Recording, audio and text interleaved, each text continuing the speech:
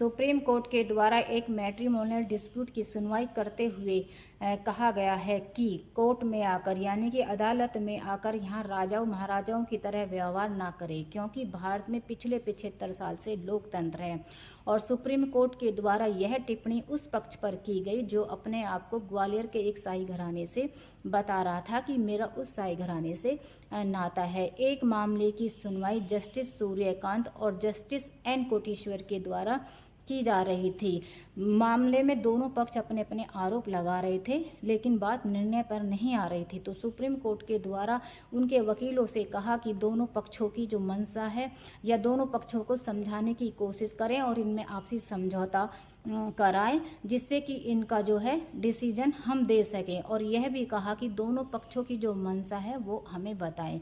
वकीलों के द्वारा भी दोनों पक्षों को आपस में समझाने की कोशिश की गई, लेकिन बात नहीं बनी, जिसमें मामला यह था कि दोनों पक्ष यानी कि जो पत्नी थी उसने उच्च न्यायालय में यह आरोप लगाया था कि मैं एक शाही घराने से यानी कि ग्वालियर के एक शाही घराने से संबंध रखती हूं और शादी के बाद मेरे पति द्वारा एक महंगी कार जिसकी शुरुआत 2.5 करोड़ से शुरू होती है और एक मुंबई में आलीशान फ्लैट की मांग की गई थी, लेकिन पति के द्वारा अपना बचाव करते हुए कहा गया था कि मैं एक सैन्य परिवार से संबंध रखता हूं और मेरे पास ग्वालियर में बड़े स्कूल और कई कॉलेज चलते हैं, तो मुझे या मेरे परिवार को इस प्रकार की दहेज की डिमांड करने की कोई आवश्यकता नहीं थी। ये सब सुनने के बाद उच्च न्यायालय के द्वारा महिला की अपील को खारिज कर दिया गया था। तो महिला ने इसी अपील जो कि खारिज हुई थी उसके आदेश को सुप्रीम कोर्ट में चुनौती दी गई। तो सुप्रीम कोर्ट ने भी यही कहा था कि आप बैठकर अपना